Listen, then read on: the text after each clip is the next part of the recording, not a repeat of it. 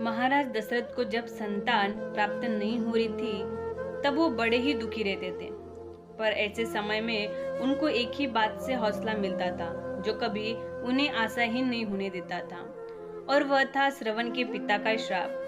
दशरथ जब जब दुखी होते थे तो उन्हें श्रवण के पिता का दिया श्राप याद आ जाता था। कालिदास ने रघुवंशम में इसका वर्णन किया है।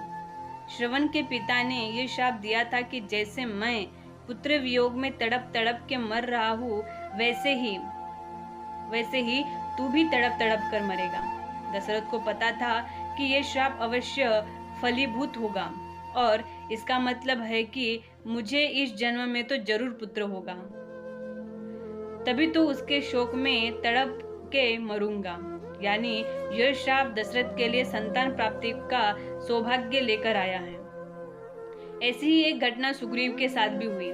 वाल्मीकि रामायण में वर्णन है कि सुग्रीव जब माता सीता की खोज में वानर वीरों को पृथ्वी की अलग अलग दिशाओं में भेज रहे थे तो उसके साथ साथ उन्हें ये भी बता रहे थे कि किस दिशा में तुम्हें कौन सा स्थान या देश मिलेगा और किस दिशा में तुम्हें जाना चाहिए या नहीं जाना चाहिए।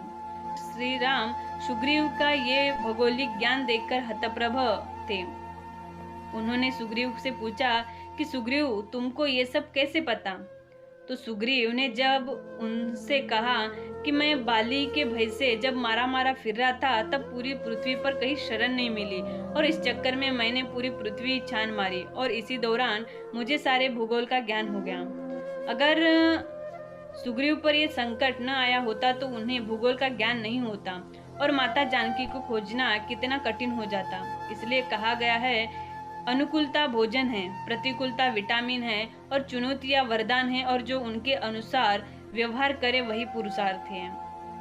ईश्वर की तरफ से मिलने वाला हर एक पुष्प अगर वरदान है तो हर एक कांटा भी वरदान ही समझे।